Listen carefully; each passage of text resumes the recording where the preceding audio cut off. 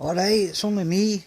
I've come on to do a live video. I've not done one of these buyer's guides for a while because I've been busy with the lockdown and stuff, but I thought I'd come on tonight and do a video about various Rush live albums, because there's millions of them now. They used to be quite rare and a bit of an event, Rush live albums, and there's that many of them now. They're no all as good as other ones, so I'm going to go through that tonight. Does the world need a video with me sitting talking about Rush? Maybe no, but I'm going to do it anyway. So I've got a few to get through, so I'm going to start off with the first one. This is All the World's a Stage for 1976, recorded on the 2112 tour at Massey Hall in Canada. This is a legendary live album for the golden era of live albums. So it's a mini LP reproduction, this, with what used to be the gatefold sleeve, and I'm pretty sure that was there was inner sleeve as well. Now, this is where the legend Rush live albums starts, because this is really good. Even that album cover says it odd, innit? I mean, the stage, the drum kit, the amps, the microphones, the Starman with the bare bum. What's not to like about that? I got this originally in the late 80s. No, this one I got my LP version. I thought I'd just use these ones today. It's a good place to start, actually, to check out early Rush, with the songs for the first 4 albums on there, kind of side-long version of 2112 in there, and all the old Rush favourites at the end. This is the first time we would get live versions of a lot of these songs that we've had probably about 10-15 different versions of since then. But nice early raw recording that. Highly recommend that. One of the great live albums of the 70s. All the World's a Stage. And these days, bands didn't bring out live albums like they do now, because they wanted to keep a bit of mystique to the live show. If you wanted to hear them live, you had to go to concerts and hear them. So it would be another 4 albums before Rush brought out another live album, and they brought out this, which is Exit Stage Left, which is another good album cover here. You've got, that's another wee replica album sleeve here. But if you're in about Rush, you'll know that on this album sleeve there, you've got the stage there, again with nobody on it. But all these folks standing about naked man there with the bare bum again. The guys moving the pictures, the picture of the Caress of Steel album, the Puppet King for Farewell to Kings, the businessman guy for Hemispheres, the woman for Permanent Waves, and Fly By Night Owl there. So all the album, again, the Rush logo for the first Rush album, all the album covers are represented here. But the thing about Rush was, in these days, they wouldn't put the same songs. So there's no track replication here. This is a totally fresh live experience for All the World's a Stage. There's no overlap of tracks. And again, this is the legends that built Rush as a top live attraction. This is a really good live album. The only thing about it is as good as it is, which is arguably the best of the live Rush albums, it could have been a lot better, because it was compiled. It's not like the one All the World's a Stage. It's like a compilation of lots of different shows, and there's a few tracks missing there. There's no Cygnus X1 or Hemispheres. They made that. You've got the track YYZ in there, which has got a big drum solo in the middle. Neil Peart's drum solos are brilliant, but I think putting that in the middle of YYZ just spoils it a wee bit for me, especially as I think it's like track 3 on the album. But if this had actually been an accurate representation of the 4 Rush albums, Ken, it would have probably been the best live album of all time. So Ken, highly recommend that one. If you're going to start anywhere with Rush albums, I would say get Exit Stage Left first, because it's got the big hits with Spirit of Radio and Free Will and stuff, and the kind of longer tracks like Xanadu, and a couple of obscure bands as well, like Beneath, Between and Behind, which would never ever be played again, I don't think. Pretty sure it never played after that. I think it was a Permanent Waves tour. After that it was never played again. So anyway, moving on, we're going to get stuck in the weeds here. Next up, and another 4 studio albums. That was the pattern they set, was they would do 4 studio albums and then you would get a live album again. Broke the rules slightly with this one, because I'm pretty sure close to the Heart Zone here, which is doubled up for Exit Stage Left. But this was the first ever Rush live album I bought when I was actually a fan of Rush. Ken, that would have been what, 1988, something like that, 88, 89. And it came out with a video as well. Ken, it was the first one that came out concurrently with a video. And if you notice on the front here, it's actually a drummer, a guitar player and a guy playing the keyboards. Ken, so it shows you how much Geddy Lee was playing keyboards these days instead of the bass. Again, this is a wee replica one there, Ken. But this time Rush were heavy into production, and Geddy Lee playing keyboards and bass, not in rhyme with that, Ken. I think that this is a great time for Rush. In fact, I would say that this album here represents the top of the hill for Rush. They would start heading down after this for me. Creatively anyway, still a great live act, but when they got to this point, they try to change their music a wee bit, and I don't know what they're doing. They were trying to move away from actual rock music and try to establish themselves as songwriters, which is fair enough. But it's not really what I want. I like to rock out. I don't want to be interesting experiments. Songs can be interesting, but I want to enjoy them for their rock and roll style as well. And plus, at this time, be here, Geddy Lee's no doing the shrieking banshee wail by this time, which I think was a big part of their arsenal that gets it doesn't get talked about for me. It's like, they're brilliant at playing the guitars and the drums and the bass and stuff, but I really think that in the early days of Rush, Geddy Lee's voice was a big part of it. You have all that, the strong music, and then on top of it you've got like the really high singing to get out of the top. The higher you sing, the more you can get out of the volume and stuff with the rock music, and being a time a show of hands come round. On the studio albums he's singing with this kind of speak-sing kind of thing, and obviously as you get older it's hard to sing that high, as a lot of rock singers have struggled. But I just think it's the music was still brilliant, but it just needed that wee bit of somebody going for it singing, really.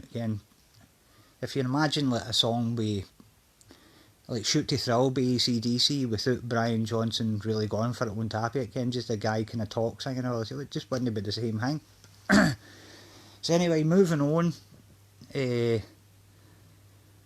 After this, they did another 4 studio albums, but then they kind of stopped for a while because Neil Peart, the drummer, had something terrible happened where his wife died of cancer and his daughter got killed in a car crash. And that was his whole family got wiped out. So Rush stopped for a while, and in the hiatus they brought out another live album. This one was called Different Stages. I think it was 1998 this come out. So by this time you're starved a Rush at this time. I remember sending away for this in the post. This is the pre-internet age. And you wouldn't get this in when they're doing the tuning sockets, so I had to send away for this. Here they've broken away for the just covering the latest material, and this is a bit of a mishmash, old stuff and new stuff. And there's a third disc there, a classic show for the Farewell to Kings tour at the Hammersmith Odeon. Ken, obviously that's going to be brilliant because it just sounds like all the world's a stage, except for Farewell to Kings stuff there. The other two discs, a bit of a mixed bag. The albums, Ken, Counterparts and Test for Echo, for me, they're not in the best Rush studio albums ever. It's again what we were talking about a minute ago with the interesting rather than catchy or again rock songs. But there's still some good stuff on there. Stuff I couldn't really be bothered with as well. Roll the Bones or Stick It Out. Resist. These aren't the best of Rush, but you on the plus side you get a full version of 2112 there on the end of the first disc.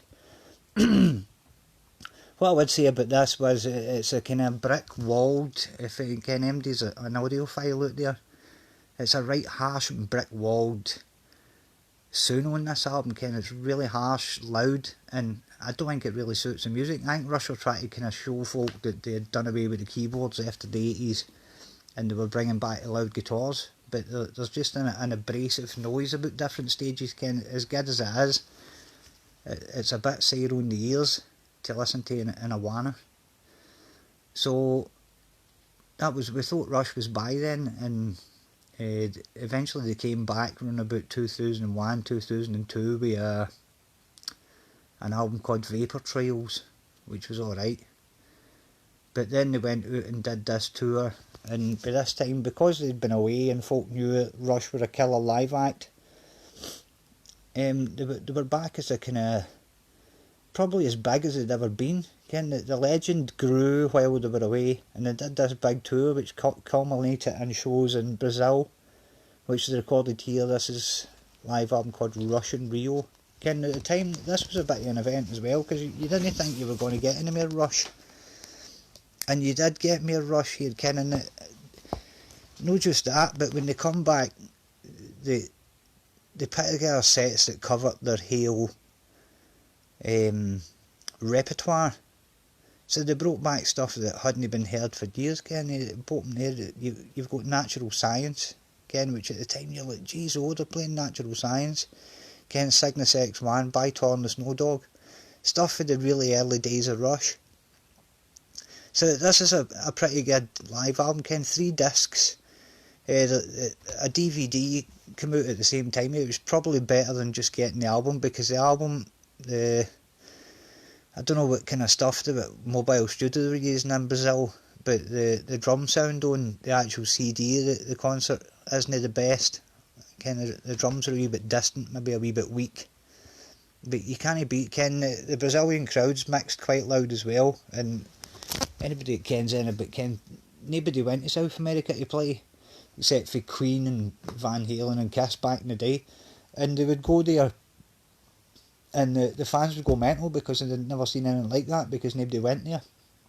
So they've mixed the crowd really loud. So it's a good live album that way, plenty of atmosphere and stuff. It's just some of the instruments are hard to pick out.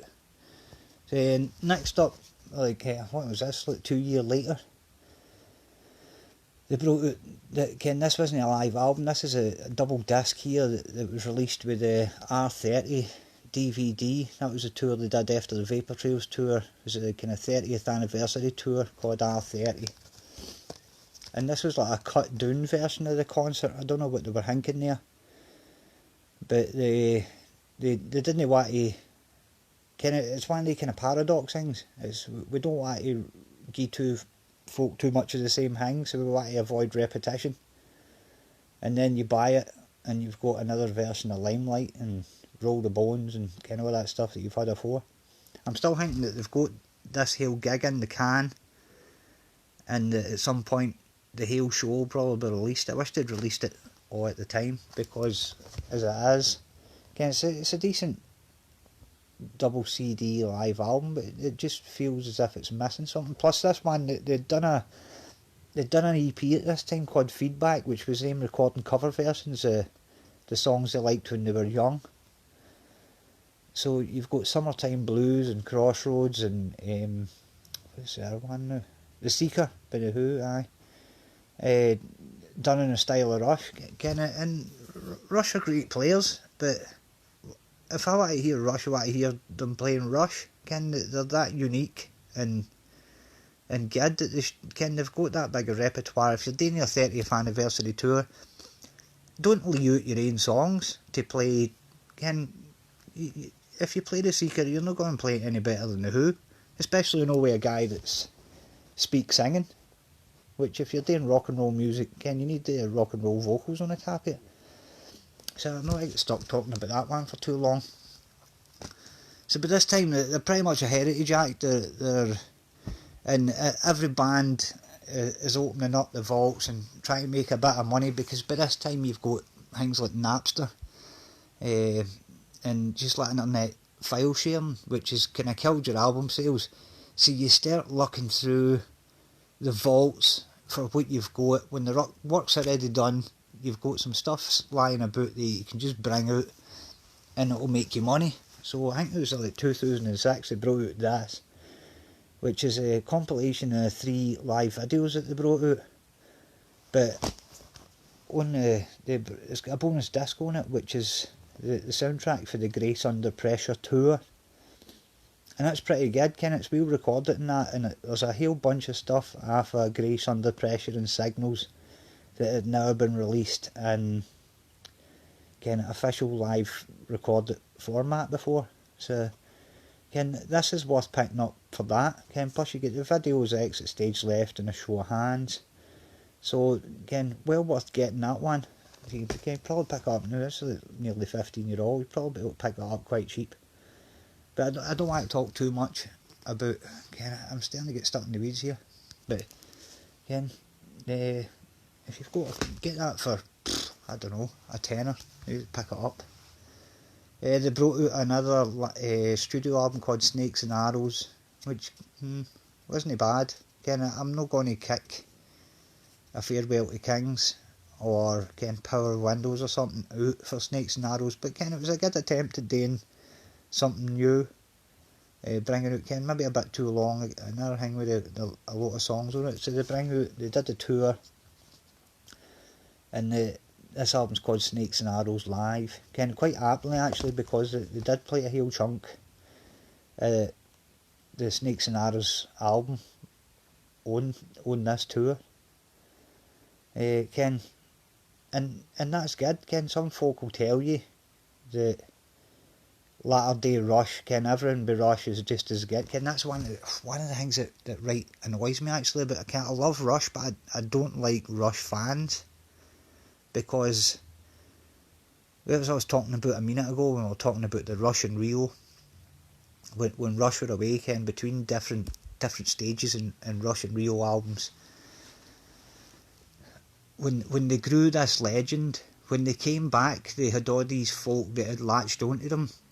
And it's the same with any band. It's like, you get these folk that are just mental Iron Maiden fans and mental AC/DC fans and mental Metallica fans, and it's like, I think it's like all they listen to is just one particular they've got their favourite band, and that's all they listen to, and they're just the most unobjective folk that you can't say to them what's your favourite and what's your least favourite, because everything's good to them. It's like, oh no, it's all brilliant, there's like, these people are gods. It's like anything these people did is just amazing. And you're like, no. If there's a song on there that you hit the skip button on an album, then that's not very good. So I don't like to talk about that. So anywho, this was quite a good tour actually. I remember going, I had to keep going to see Rush myself, because none of my pals were interested in going to see Rush. And see, every night they would play to it was at SEC, and every night they played, Celtic won the Champions League, I think it was playing Barcelona, so I ended up sitting in a queue for like Bray Head. You'd be making good time up to Glasgow, sitting in a car by yourself, and then you get to Bray Head and the place just like gridlocked, and you'd be thinking, oh, I'm going to be there in plenty of time, and then you'd be sitting in this queue going, I'm going to miss Rush because of you. Anyway, that was the way it went. But anyway, they brought back some good old songs on this one, Ken, like Digital Man and Entree Nous for Permanent Waves. A whole bunch of Snakes and Arrows on here. Ken, you've got stuff like The Main Monkey Business. Ken, it's folk were like, oh, it's first instrumental Rush track that has been done since whatever, I don't know, Counterparts. But Ken, it's no up there with Rush's best instrumental stuff for my money. Like Ken, stuff like Far Cry is really good. Broke Back Circumstances for the Hemispheres album, Ken. And folk would be like, wow, they're playing Circumstances. And then you're like, aye, but Circumstances isn't the best of Hemispheres. Where's Hemispheres, the song? Missions on there as well, for Hold Your Fire. Ken, that's no bad. I would say probably actually, out of the latter day Rush live albums, I'd say Snakes and Arrows live is the best one to get, because it definitely get the best sound. The sound's quite full and the drums sound quite nice when it was recorded in, I think it was Rotterdam, at the Ahoy Arena. So, next up, Time Machine for 2000, and I think it was 2012. The tour was in 2011. They were quite good.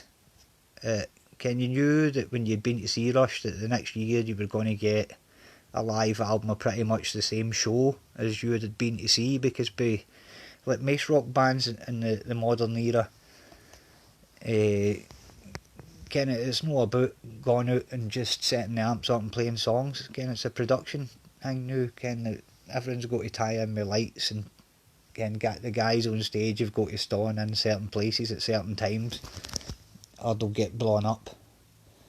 And this Time Machine tour, the album, this is where the serious wear and tear on Geddy Lee's voice starts to become an issue here.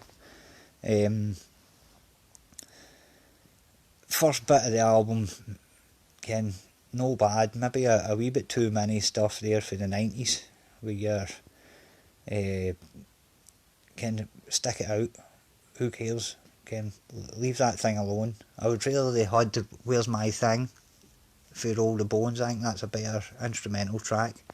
But on this tour they were playing Moving Pictures in its entirety, although for some reason they've decided to split it over the two discs, which makes no sense. Ken, I suppose nobody listens to CDs anymore, they'll put the two discs into some contraption and play it that way. Ken, another one, solid set list. It's just the only thing here is Geddy Lee's voice is starting to go, and it's quite obvious when you listen to it. But I would still say, well worth getting. It's another good recorded album, and plus it's got two, so because it's called Time Machine, because they hadn't brought their Clockwork Angels album out at this time, and they were talking about, Ken, it was Rush going all the way to the past, through the present, and two songs there for their next album that hadn't come out yet, kind of Caravan and BU2B or whatever it's called. Which, Ken, when the Clockwork Angels album came out, it turned out to be a bit of a damp squib for me anyway. I can folk that say that it's amongst Rush's best albums, but Ken, it's no for me. Ken, for me it's just all guy rock music. Ken, and rock music shouldn't be made by old guys for old guys. Ken, it's for young people. And so Ken, no bad that, Ken, well played, good sound. Next one, they did the Clockwork Angels tour 2013.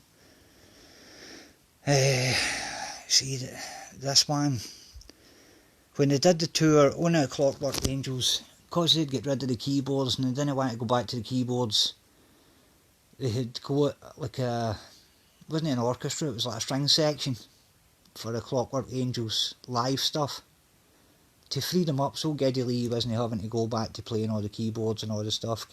Rush being the band they are, with a bit of integrity, they don't want to use tapes. They could use tapes. See, every band that use tapes now, you'll see bands with guitar player, bass player, drummer, singer, and you go and you listen to them, you can hear a keyboard coming from somewhere, you can hear hundreds of backing singing, because everybody uses tapes now. But Rush were trying to keep a bit of live integrity, like they do, because they're good, Rush. But on this tour, they brought a string section to do the live stuff for Clockwork Angels, and for me it was crap. Again, it was boring. The magic of Rush is the chemistry between the three guys. If you add in into it, it takes away. Again, it's the old less is more. Again, if I go and see a great three-piece band, I'm going to see them because I want to see the interaction between the musicians that are there. I don't want to hear anybody else. This one's an absolutely terrible recording. Really crap, which is a shame, because the first disc there, which was the first half of the show, they brought back hundreds of stuff for the 80s, which actually helped Geddy Lee's voice, because he could sing that a bit better. No, like, a lot of the Time Machine stuff was 70s stuff, and it kind of struggled a lot with it. But here you go, the big money, Grand Designs, Territories, a lot of stuff for the 80s. So that was good, if it didn't sound as muddy as what it does. Second disc is pretty much near enough all the Clockwork Angels album, which for me, I couldn't whistle yet. I've listened to the album hundreds of times, and they're hardly anything memorable on it at all. For me anyway. And that's just my opinion here. But a really terrible recording, muddy. You can hardly hear the drums, which again, if you're listening to Rush, folk like to hear the drums. The string sections on this disc here, and then they stayed on to do a bit of a couple of songs that suited them, with Red Sector A and Dreamline, but then they did YYZ with it. Why'd you do that?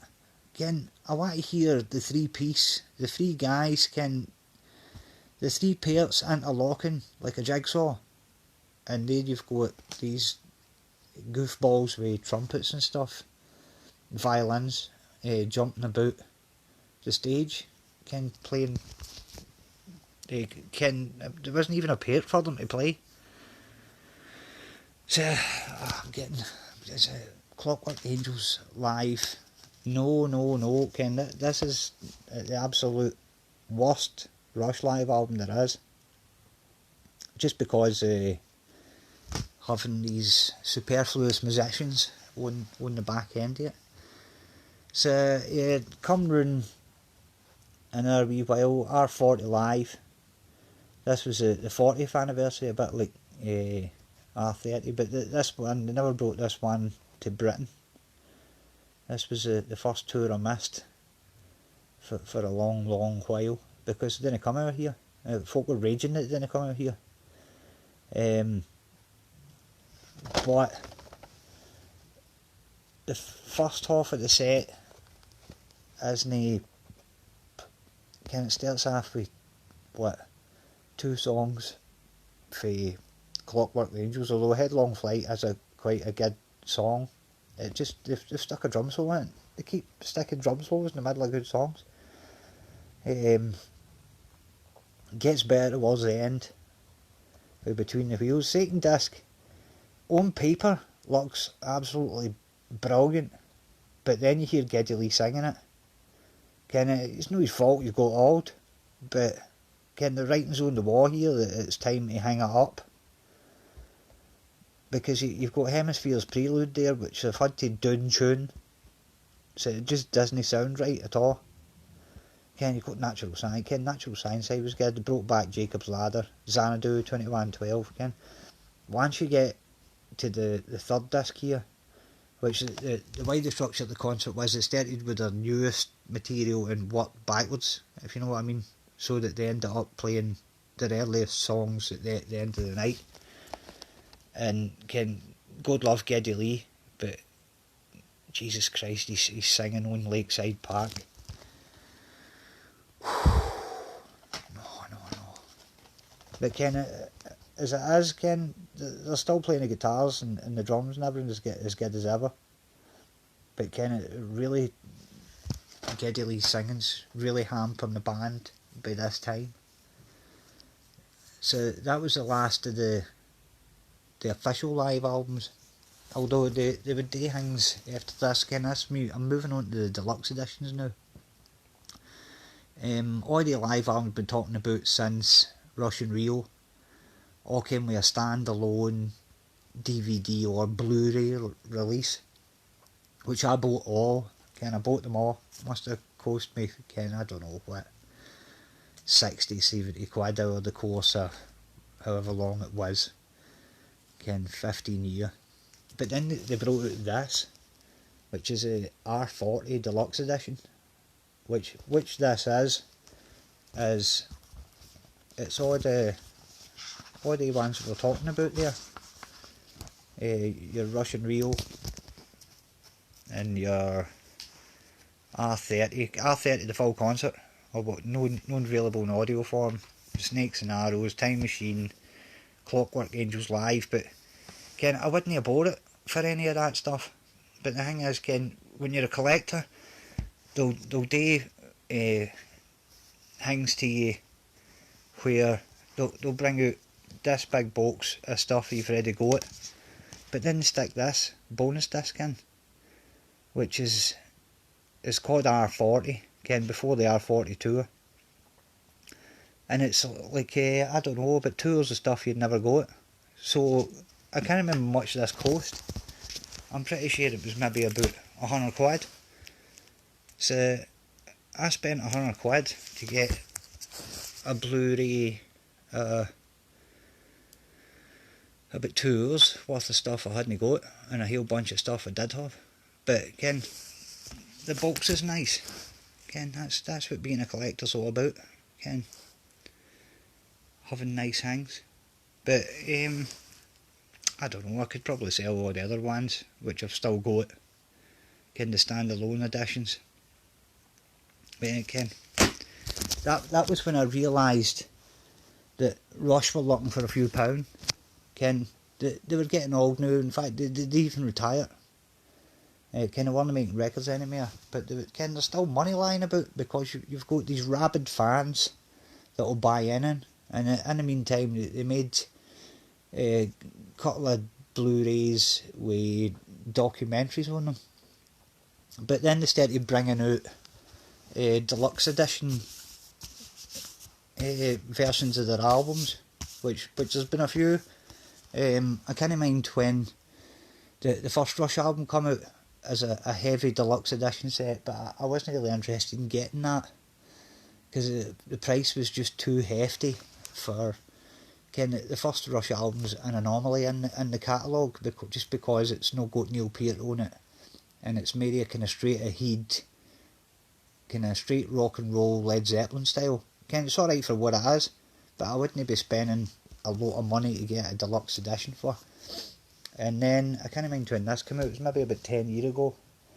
It's a deluxe edition of 2112, which came out, which has got a Blu-ray audio in it, a 5.1 surround sound, and somebody's made quite a nice wee cartoon comic book here, telling the story of the 2112 song, with nice wee cartoons there of that's the priests here. And this was only out for a wee while. And the good thing about this was you get the 5.1 version of the album, and you get there's a few live tracks here for 1980 on the Permanent Waves tour, which start alarm bells ringing, where you're like, here, wait a minute, they tell us they didn't have any live tapes lying about. It proved the existence live stuff fairing about that time, that there must be more. So on this, it's live versions of 2112, Temples of Syrinx, and Something for Nothing. It's alright in itself. It's got an essay in it in the comic book. I don't think I've ever seen it since I got it, because it's been they brought in a different version of 2112 Deluxe out. So I think this one's been made obsolete. And that's what I'm going to talk about next, was the next Deluxe edition of 2112. I'm trying to think when this would have come out, 2016 maybe? for the it's the 40th anniversary. It was in 2016. Another deluxe edition of the same album. Packaging, no bad. See, I haven't really bothered that much with this one. There you go again. And it's again, it's a kind of digipack style fold over with a DVD in there as well. And on the DVD, guess what's on it? Some of that stuff that I paid all that money for in the R40 package, they've decided to put it in here, along with a couple of videos and stuff. The disc 1's a straight remaster, the album, and the disc 2 is actually pretty crap. Again, it's a bunch of bonus stuff where they've even went back and used bootleg tapes, which I've not got a problem with, because other bands have done that and done a spectacular job with it. King Crimson got a whole bunch of their bootleg stuff, again, audience recordings and sound desk tapes, and cleaned them all up and released them to, again, for you can buy official versions of them now, and they're absolutely brilliant. Again, that's what Rush should have done here. But no, they've had a look about there, see what they've got studio wise, and no actually had that much. Again, you've got an alternate version of 2112 for all the Worlds of Stage recordings, but to fill out the album, they've got other Bonds covering Rush songs. I don't want that. I don't want to hear other Bonds covering Rush. Again, I want to hear Rush. If I buy a Rush album, I want to hear Rush. I don't want to hear somebody else covering it. So that one, I would give that one a miss. Actually, that's. I thought 2112 was maybe just going to be a one-off, but it turned out every year they were going to bring out another 40th anniversary edition. Next one up was a Farewell to Kings, which was 2017. This one, the problem here is another nice remaster on the first disc of the original album, and then it's a 2-disc live album for a Farewell to Kings tour, and surely you must be sitting there saying, oh, you must like that. That must be the best thing ever. And you're right, it is probably the best thing ever. If it hadn't already been mostly released on the Different Stages 3rd disc, with a couple of songs that they'd left out flung back in, they've put Closer to the Heart and 2112 back in. Because obviously they'd released an umpteen live versions of them by that time. And another thing is, in the late 90s, folk were willing to accept brick walling. We're talking about brick walling. It's a process that they put music through in order to, it takes away the dynamic range. You don't get quiet bits and loud bits anymore. You get just this constant volume. It was as if they thought, folk don't want to be straining to hear quiet bits and blown away by loud bits, but that's why music's dynamic. You do want that. So by this time, folk could collect onto that, and they weren't doing that anymore. So what you've got here is, you've got the same recording, but it's awful quiet. You just wish when you turn that up to 10 on your headphones that you could just turn that up to 11, to quote Nigel Tufnell at the Spinal Tap. These ones go to 11, except for these Rush remasters don't. But it's mixed with Terry Brown, so but I would maybe get that if you didn't have Different Stages. So enough talk. Jeez, how long have I been talking here? Next up we've got the 40th anniversary version of Hemispheres. Who made these covers? I mean, they look quite clever and stuff, but they're no... if I seen that on a shelf, it doesn't say Rush Hemispheres to me. Again, it's a picture of a brain. This could have been amazing, but unfortunately it isn't. There's never been a live recording, an official live recording for the Hemispheres tour. So here you've got the remaster, which is quite good on the first disc here. And on disc 2 they've used the Pink Pop radio broadcast recording for 1979. I think this was actually the last show of the Hemispheres tour, which again, it's nice, but this is another thing where they should have took the bootlegs and used the bootlegs, because there are that many good bootlegs for the Hemispheres tour. bandRush, a lot of them probably stolen board tapes that have been recorded. There's one called A Desert Passage, which is probably the best, but there's a really good recording for Cobo Hall as well, and there's a few for the European tour. There's the one called Black Forest, and another recording for Offenbach. So I mean, there's a whole bunch of bootleg stuff that they could have used here, which ironically they have, because the Pink Pop stuff, there wasn't quite enough of it, so they've actually used A Desert Passage 2112. If they had brought this out with the Hemispheres first disc and then a double disc, A Desert Passage cleaned up, it would have been the best thing ever. But they haven't. They brought it's a bit half-assed. It says there that Cygnus X1 Book 2 Hemispheres, but it's like the last part of it. It's like about a minute worth of it, and 18 minutes on. So it disappointing crap. The good thing about these three versions of the 40th, they've got nice wee books in them with good long essays. The only thing is, you need a magnifying glass to read them. So the whole reason that I thought about doing this video was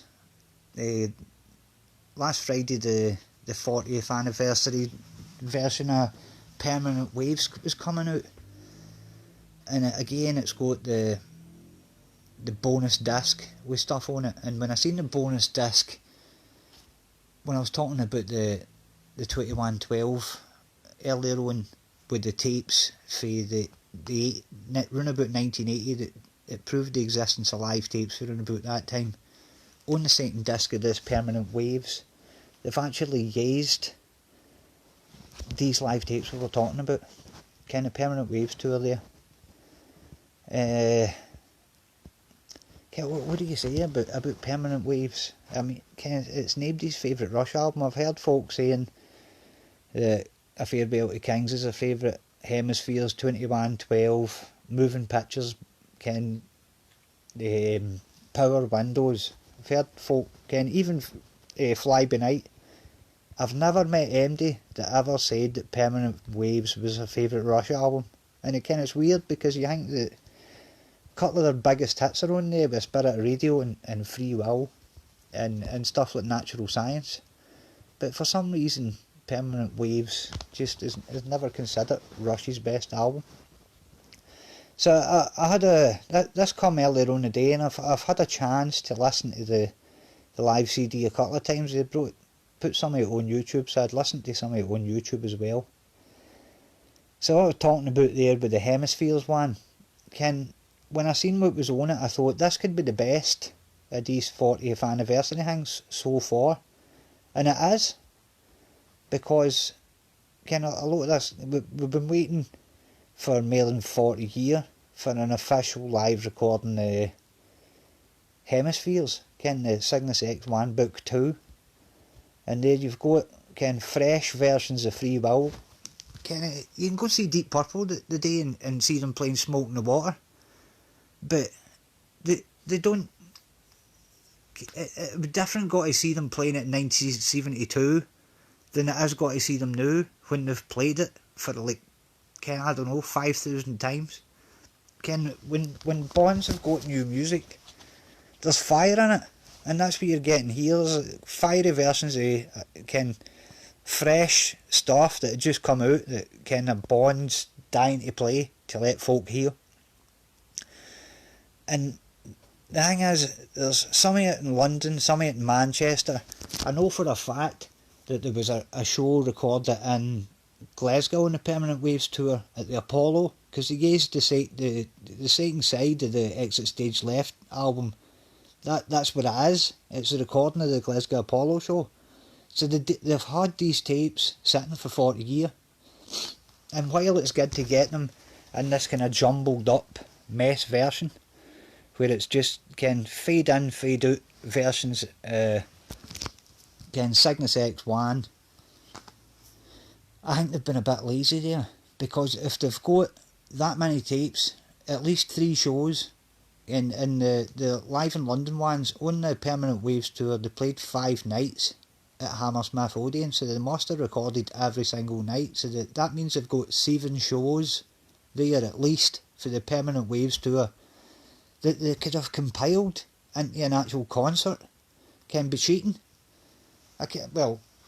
All this fade in, fade out stuff, they could have built a show for that tour into an actual double live album, which would have made this better. That's what I'm talking about here, is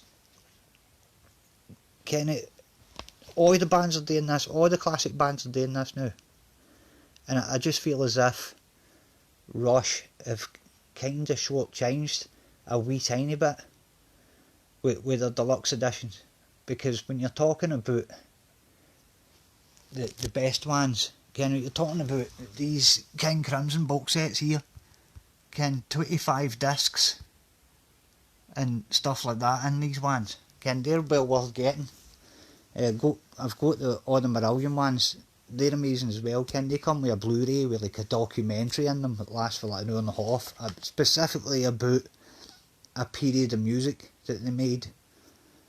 And I just feel as if these 40th anniversary Rush ones, for what they are, when I'm going out and buying, like I was talking about a minute ago, Permanent Waves is nobody's favourite Rush album. I think I've bought this 6 times now, since I bought the original LP, and then I bought cassette, and then every time they bring a remaster out of it, or it's in a box set like one of these, I think I've got 6 different copies now of Permanent Waves. And when you're buying something, hopefully this will be the last time, but when you're buying something again, you want them to give you good bonus stuff in it. And one more thing before I go that does annoy me a wee bit about Rush. We were all talking about how we're going to finally get an official live recording of Hemispheres, but then I puts it on the same way Cygnus X1.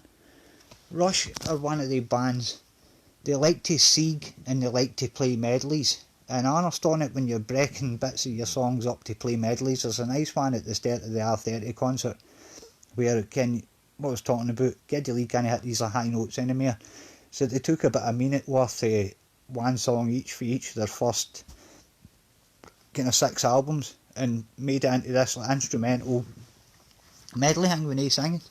That was brilliant. But on this, see Cygnus X1 and Hemispheres, they've got bits cut out of them.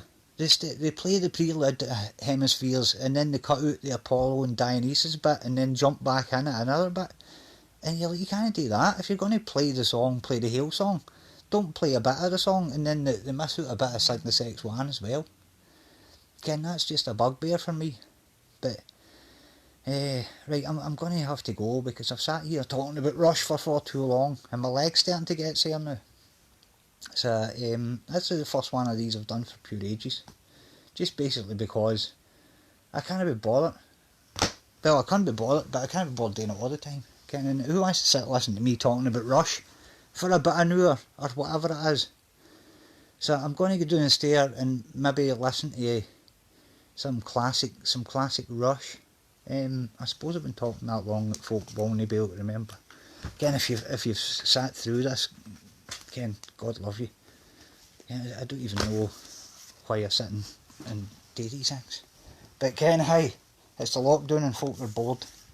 So just a quick recap before I go. All the World's a Stage, 100%. that's the best one out of all of them there. Exit Stage Left. Prime Rush. Show of Hands. Techno Rush at their best. Full of good songs. Now rhyme with that, Ken. The A3 there. Do not hesitate to buy. What's we got here? Different Stages. No bad, but brick walled sound. Rush and Rio. Nice, atmospheric, good set list. No the best recording, but again, worth getting. R30, no to bring the whole show out. Grace Under Pressure Tour, good sound. Snakes and Arrows live, best representation of post 2000 Rush. Again, they're sounding good there just before they started going downhill a wee bit. Geddy Lee's voice is starting to go here. Again, another nice recorded album, but Geddy Lee's starting to lose it. Clockwork Angels, Avoid. Again, good songs on it, but listen to them studio versions, because that recording is pure crap. R40 live, by that time Geddy Lee's voice is short and he's on his arse. I don't need to talk about any of them, I've spoken enough about them. But anyway, if you were sitting listening, then thanks for sitting listening. Again, there was me thinking I was talking to myself. But enjoy your Friday night. All I've got today, I'm working tomorrow and then I'm on holiday for a fortnight, so they'll probably be me sitting about talking rubbish, if you like, Ken. I don't know, maybe you need help to get to sleep, sit and listen to me talk crap about my favourite bands. But anyway, I'm out of here. Thank you very much and I'll see you later.